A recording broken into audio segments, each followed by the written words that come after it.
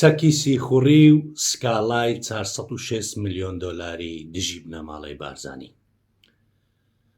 خەیاڵ بکە چەکێک هەیە بەبێ ئەوەی یەک کلیک بکەیت، بەبێ ئەوەی نامەیەک بکەیتەوە، دەست بەسەر مۆبایلەکەت دادەگرێت و تەواوی ژیانت تاک دەکەم.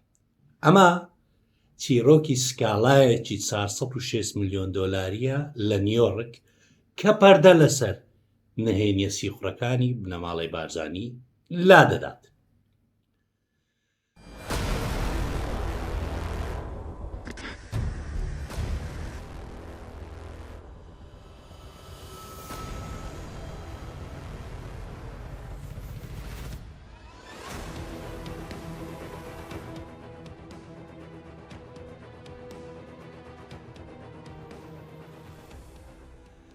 سڵاو و ڕێز هاوڕێیانی هێژا، هیوادارم باش بن لە هەر شوێنێکی دنیا. ئەمڕۆ لێرەدا باسی بابەتێک دەکەی کە کەمترین جار لە میدیاکانی کوردی باسی لێوە کراوە، ئەویش چەکی زیرۆ کلیکە. بەر لەوەی بچینە ناو چەکی زیرۆ کلیک چییە، دۆسیەکە چۆنە، چەند خاڵێکەیە پێویستە ئێوە بیزانن. خاڵی یەکەم ئەوەیە هەموو ئەو قسانی ئێستا من دەیکەم لە ناو بابەتێکی 19 دەقیقەیی گفتوگۆی نێوان جەمیل لەگەڵ ماتیا مۆردایە کە لە دوای قسەکانی من دێتن بە زمانی ئینگلیزیە و سەبتایتلی کوردی سۆرانی بۆ کراوە. ئەمە خاڵی یەکەم. خاڵی دووەم کە زۆر گرینگە بیزانی جەمیل چێە. جەمیل بازرگانێکی ئەمریکیە کە لەگەر بنەماڵەی بارزانی ڕێککەوتبوو چەکی زیرۆ کلیکیان پێ بفرۆشێت. بەڵام دوای هاتنیان بۆ هەولێر لەوێندەر کارەکەیان سەرکەوتوو نابێت و دەگەڕێنەوە ئەمریکایی. لە ئەمریکا سەرەتا سکاڵا لە جەمیل تۆمار دەکەن بنەماڵەی بارزانی، دواتر سکاڵاکە سەرکەوتوو ناوی. ئێستا جەمیل داوای 406 ملیۆن دۆلاریان لێ دەکات. ئەمە خاڵێکی تر. ماتیا مۆر چێە کە ئەو کەسەیە گفتوگۆیەکە دەکات، دواتر لە دوای قسەکانی من دەیبین. ماتیا مۆر ئەویش کەسێکی ترە، هاوسەری پێشووی جۆناسان مۆڕە، سەرۆکی هەموو پارێزەرەکانی بنەماڵەی بارزانی کە لە ڤیددیۆەکەدا زۆر بە وردی باسی دەکەن چێە و خەریکی چییە. نزیکای 20 ساڵە لەگەر بنەماڵەی بارزانی کار دەکاتن. ماتیا مۆر لەگەر جەمیل گفتوگۆ دەکات 19 دەقیقەیە. بەڵام ماتیا مۆڕیش بە تەنها سکاڵایەکی تری لە بنەماڵەی بارزانی کردووە. یعنی ئێستا دوو سکاڵاوە باس بکە. ئێستا ڕەنگە تۆ بپرسی لە ئەمریکا چەند سکاڵا هەیە. لە ئەمریکا 3 سکاڵە لەسەر بنەماڵەی بارزانیە. یەکێکیان لە واشنگتۆنە کاگمەکی ئامێدی خەریک نزیکەی 4 ساڵە خەریکن، هێشتا تەواو نەبووە.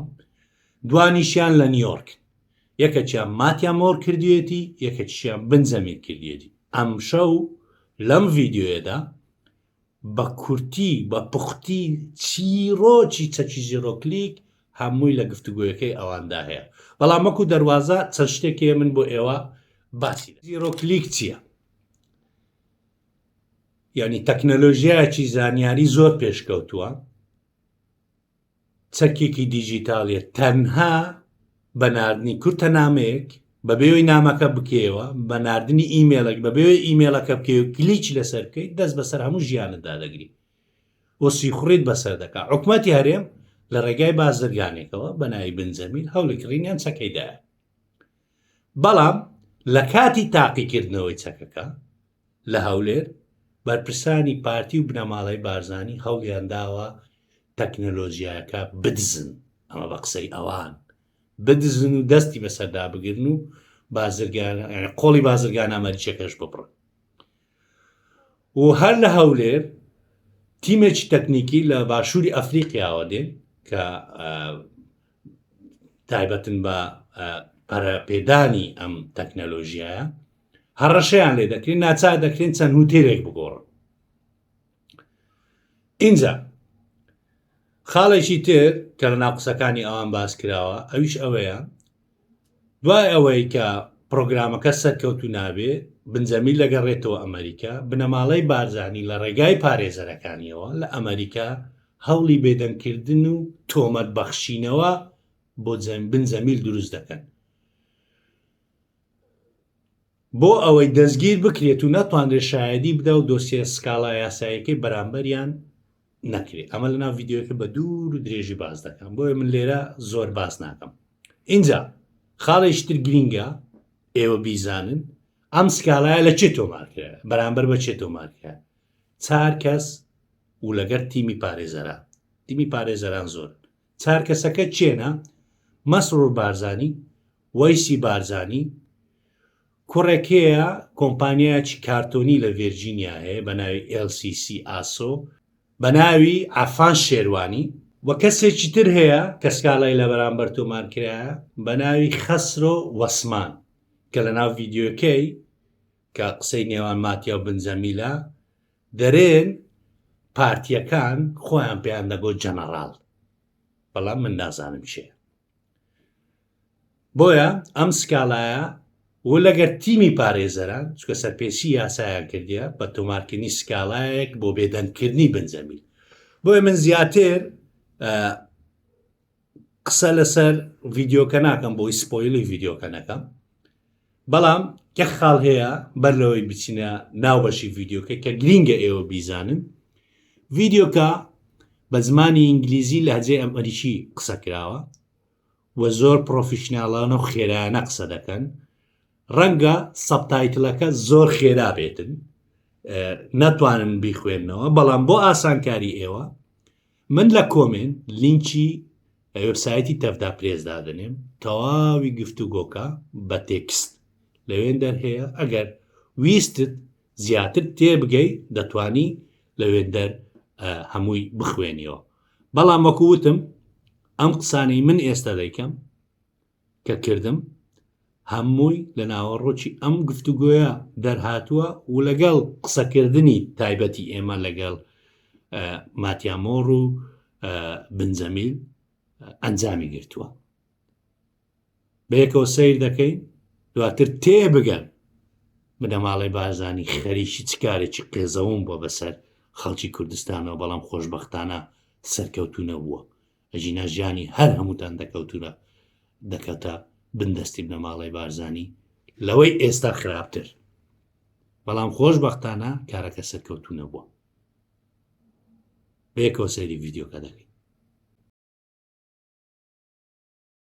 Imagine a weapon that is just, so powerful, it can take total control of your smartphone without you ever tapping a single link or even opening a message. Right, zero user interaction. Exactly. Now imagine a foreign intelligence agency buying that weapon, and not in like some secret midnight meeting on a foggy bridge, but through a basic LLC registered to a perfectly normal suburban house in Virginia. Which is just wild to think about. It really is. Today we are doing a deep dive into a $460 million federal lawsuit that completely exposes how modern espionage actually works. Yeah, it is the absolute definition of hiding in plain sight. I mean, we're moving completely away from that cinematic James Bond aesthetic, Yeah, totally. And we're stepping into the really muddy waters of bureaucratic intelligence. It's this landscape defined by paperwork, shell companies, and PDF court filings. So we have a stack of really fascinating sources in front of us today for this deep dive. Yeah. Primarily, we're looking at a 28-page federal civil complaint. This was filed in the Southern District of New York on February 27, 2026. Right. Very recent. Yeah. And we also have some incredibly revealing excerpted deposition transcripts from January 2025. Those are eye-opening. Oh, absolutely. And the mission today is to pull apart these documents and just understand how a business deal over highly advanced smartphone surveillance tech somehow morphed into allegations of international espionage. And unregistered foreign agents. Right, and the literal weaponization of the U.S. legal system. Which really redefines what a weapon even looks like in the 21st century. And, well, more importantly, how those weapons are procured in the first place. Yeah. Because to understand the gravity of this lawsuit, we really have to start the genesis of the deal. Yeah. So The documents introduce us to this individual named Afan Sherwani. Okay. He is the sole owner of a Virginia-based company called ASO LLC. Well, And in the fall of 2022, according to his deposition, he reaches out to a New York businessman named Jəməl. who operates companies called HSS Development Group and Cyber Communications, right? Okay, let's unpack this, because reading through Sherwani's deposition is just wild. He admits he is essentially a one-man shop. Yeah, just him. Right. He moved to the U.S. in 2017 after winning a visa lottery, sets up this LLC, and claims to do, quote, technical consultation. But he is looking for something highly specific. Very specific. He tells Jəməl he needs technology capable of intercepting both iOS and Android devices. And for you listening right now, you really need to care about this. You use a smartphone every single day. We all do. Exactly. And this case just completely pulls back the curtain on this multi-billion-dollar, highly secretive market for what is called zero-click software. Which is basically the holy grail of cyber surveillance. Sherwani testifies that a government contact, specifically the IT manager for the Kurdistan Regional Government. The KRG. Right, the KRG. A man he refers to as Mr. Barzani had basically asked him to find this capability. Okay. And so this leads to a meeting in New York in December 2022, where Jəməl pitches the Intellis zero-click cyber surveillance system. I want to pause here for a second, because the mechanism of this technology is genuinely terrifying, and I think people often misunderstand it. Yeah, they confuse it with normal malware. Right. When most of us hear spyware, we think of those like obvious scam emails or texts. Don't click the link. Exactly. But a phishing email is just a con artist tricking you into unlocking your front door. Zero-click technology is entirely different. It really is. It's like a burglar who found a microscopic structural flaw in the blueprint of your house. A flaw that the original builder didn't even know existed. That's a great way to put it. Right. They just slip through the concrete foundation without ever touching the locks, bypassing the alarm system, and they're rifling through your filing cabinets without you ever even knowing they were on your property. That is exactly the threat level we are dealing with here. It exploits zero-day vulnerabilities in the background processes of a phone. So, like, without the user doing anything? Nothing. Your phone might just receive an invisible text message or, like, a silent missed call, and the operating system just processes that data in the background like it normally would. Wow. But in that fraction of a second, the software takes total root control of the device. It requires zero user interaction. That is wild. And acquiring this level of intrusion, it is not cheap. According to the Memorandum of Understanding they signed, Jəmäl's group required a $60,000 upfront payment just to coordinate a live demonstration. Just for the demo. Just to show it worked. But wait, how do you even safely demonstrate a weaponized exploit like this? Like, does Jəməl just email them a zip file and ask them to test it out? Oh, not at all. No, the logistics are incredibly tight. To prove the tech worked, they had to fly out a 5-person technical team. Okay. And this included developers from a specialized South African company called Admitech. Admitech, right? Yeah. So they are flying this entire team all the way to Erbil, Kurdistan. And Sherwani testifies he even had to set up this dedicated 1 gigabyte internet connection at the location just for this demo to function properly. That is a massive operation just for a sales pitch. Yeah. And the total value of this contract, if the demo succeeds, is over $10.7 million. Right. Over 10 mil. Which immediately makes me wonder, wait, who exactly is Sherwani, and why does his Solotech Consulting LLC have $10 million in capital to drop on military-grade spyware? Well, if we connect this to the bigger picture, that is the exact question the lawsuit attempts to answer. And it basically pivots the entire narrative from a simple tech transaction to this massive allegation of international espionage. Okay, so what does the complaint say? The federal complaint alleges that ASO LLC is not a legitimate tech consulting firm at all. It claims ASO is a shell company. Oh, wow. Yeah. It is allegedly a front operating out of that residential home in McLean, Virginia, acting on behalf of the Kurdistan Regional Government, and specifically the powerful Barzani family. Right. The lawsuit specifically names Masroor Barzani and Wazi Barzani as the ultimate beneficiaries. Exactly. It even claims that Sherwani, alongside another defendant named Khosrow Wazim, who, by the way, is referred to in these WhatsApp messages as the general. Which is very subtle. Very. Yeah. But the lawsuit claims they are actually foreign spies. The complaint literally describes Wazman as a spy chief for the KRG. And this is where the legal architecture of the lawsuit just gets incredibly dense and very, very serious. Because the suit isn't just targeting these alleged foreign agents. Right. It is targeting their United States-based lawyers, specifically attorneys Jonathan Moore, Theodore Kittela, Jeffrey Grielsheimer, and their law firm. Okay.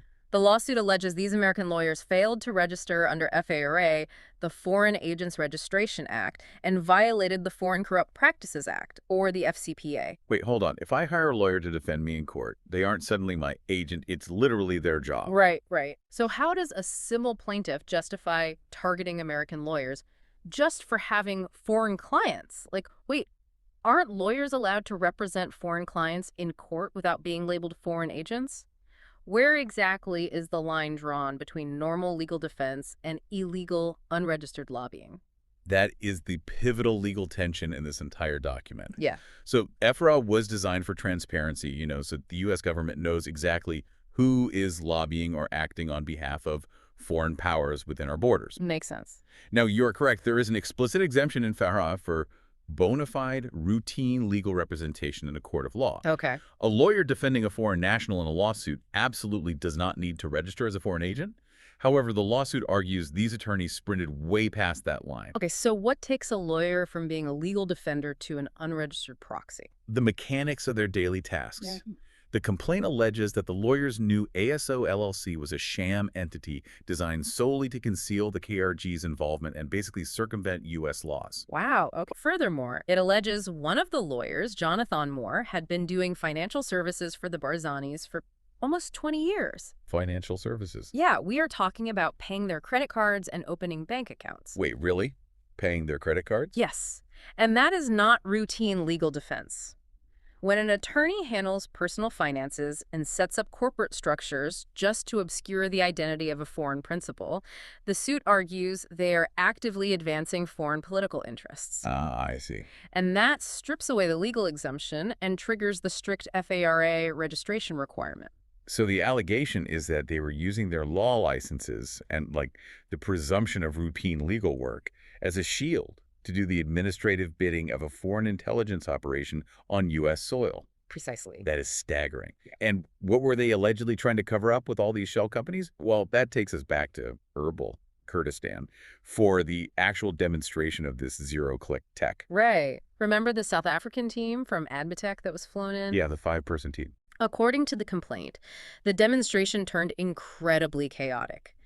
The lawsuit alleges that during the demo, KRG officials realized the immense power of a specific piece of the technology known as the gatekeeper protocol. Okay. And they actively tried to physically steal it. Physically steal it? Yes. The developer from Admitech, a man named Rain Knox, claimed he had to change hotels 3 times in Erbil because he was receiving threats to his safety. Oh, my God. Right, and here's where it gets really interesting. Because they see this gatekeeper protocol in action, realize its power, and decide they don't want to just, rent it from Jəمیl. They want to own it entirely. They want the keys to the castle. Exactly. Yeah. The lawsuit claims Sherwani, the Barzanis, and the general bypassed Jəمیl completely. They went straight to the South African developers at Admitech and cut a secret side deal. And they allegedly demanded $360,000 in unlawful kickbacks in the process. Wow. Those alleged kickbacks are the specific mechanism that triggers the Foreign Corrupt Practices Act allegations in the suit. So it's essentially like paying a real estate broker to show you a highly exclusive house. And while you're at the open house, you secretly steal a spare set of keys. Right.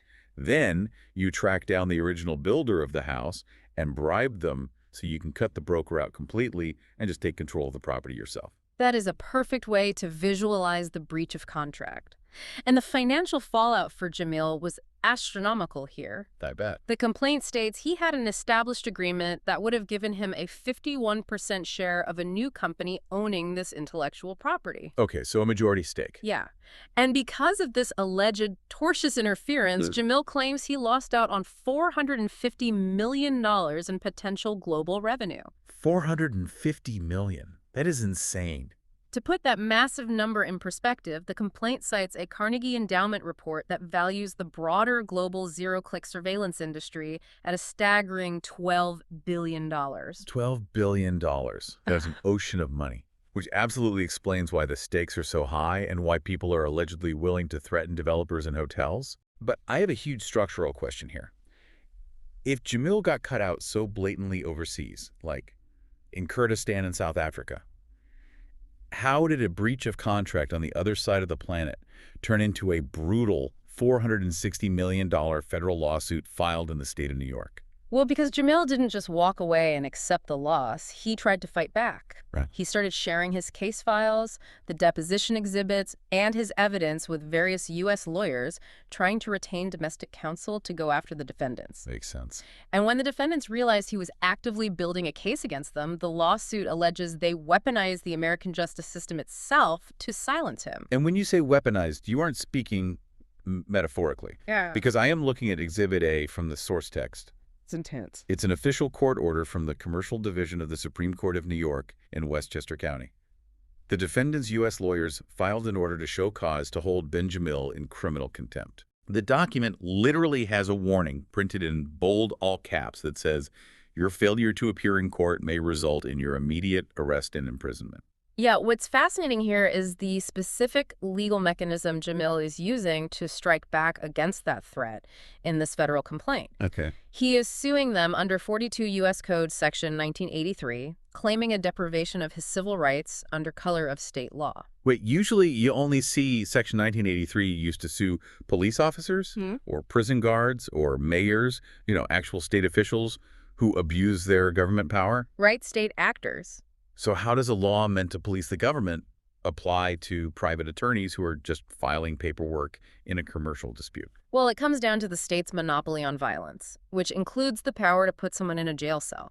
A private citizen cannot throw you in jail. Obviously not. But a judge can. Ah. By improperly invoking a judge's criminal contempt power, which carries the literal threat of state-sanctioned imprisonment, these private attorneys effectively borrowed the coercive power of the state. Oh. Yeah.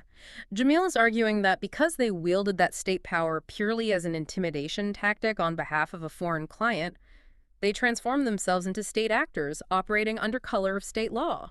To intentionally intimidate a witness.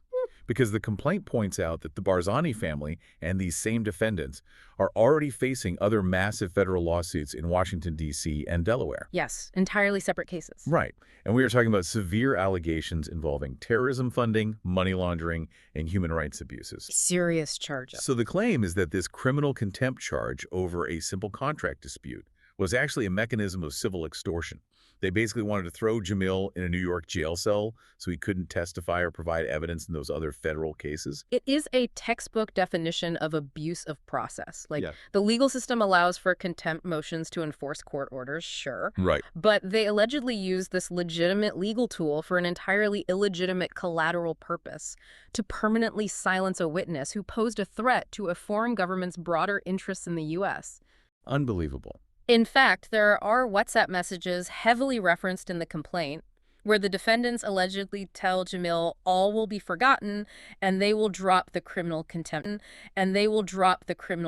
charges entirely. If he just hands over the tech demonstrations right before the court date, right? Exactly. But wait, are the lawyers just pawns in this? It sounds incredibly risky for established U.S. lawyers to jeopardize their entire careers, face potential disbarment, or even criminal charges over a foreign client's vendetta. It does. Is the lawsuit arguing these lawyers didn't know ASO LLC was a spy front, and they thought they were just aggressively representing a tech client, or that they were active, knowing co-conspirators in this extortion? This raises an important question about legal culpability, and the complaint is unequivocal on this point. It does not allege the lawyers were duped. Oh. No, it alleges they had full, comprehensive knowledge and were active, willing co-conspirators. The suit claims the attorneys knew ASO was a front, knew the true beneficial owners were foreign principals, and deliberately pursued these criminal contempt proceedings to advance a fraudulent scheme and protect the Barzanis from federal scrutiny. But wait, doesn't attorney-client privilege protect everything the lawyers and the clients discussed? Like, how can Jəمیl even probe into what the lawyers knew? Through a massive legal mechanism called the crime-fraud exception. Okay, what is that? So attorney-client privilege is a bedrock of the legal system. You need to be able to speak candidly with your lawyer so they can defend you for things that happened in the past. Right. But that privilege instantly vanishes if a client uses the lawyer's advice to plan a future crime or a future fraud. Oh, that makes sense. The complaint specifically invokes this exception. It argues that because the lawyers and clients were actively colluding to commit extortion and evade a fair registration in real time, the shield of privilege does not apply. The court can pierce that veil and examine the communications because the legal representation itself was allegedly part of the ongoing criminal enterprise. So what does this all mean? Like, we're looking at a scenario where a foreign entity allegedly attempts to buy ghost-like surveillance tech. Right. Physically tries to steal it. Yeah. Cuts out the American broker. And then uses American lawyers to threaten the American broker with jail time in an American court to cover the entire operation up. That is the mechanical essence of the $460 million claim. And, we must absolutely emphasize to the listener, we are impartially reporting the contents of this federal complaint and the attached depositions. Yes, absolutely. We are not taking political sides, and these are, at this stage in the judicial process, allegations filed by the plaintiff. Right, these are allegations. But the sheer mechanics outlined in these documents highlight a massive evolution in how global conflict operates today. It's the concept of lawfare, right? The idea that the justice system itself can be weaponized as a strategic tool of conflict. Precisely. The modern battlefield isn't just physical anymore. It isn't just kinetic warfare. Right. It is fought with zero-click spyware that exploits silent vulnerabilities in code. It's fought through shell LLCs registered to quiet suburban houses in Virginia. And it is fought through weaponized civil litigation in commercial courts in Westchester County, New York. The United States legal system has literally become a secondary battlefield for foreign intelligence. It is entirely chilling because it is so mundane on the surface. So, the next time you picture international espionage, don't look for the trench coat in the shadows. Look for the routine legal filing in a state commercial court. Because that dry, bureaucratic paperwork might just be the operational cover for a multi-billion-dollar intelligence operation. And that leaves us with one final, incredibly provocative thought to mull over. If a foreign intelligence agency can allegedly use a basic LLC registered to a suburban house to attempt to acquire military-grade cyber weapons, and then turn around and use our own U.S. court system to punish the person who sold it to them, what does that actually say about the guardrails protecting our technology and our justice system? Like, if the front door is this wide open, who is actually vetting the true buyers of our most dangerous digital tools?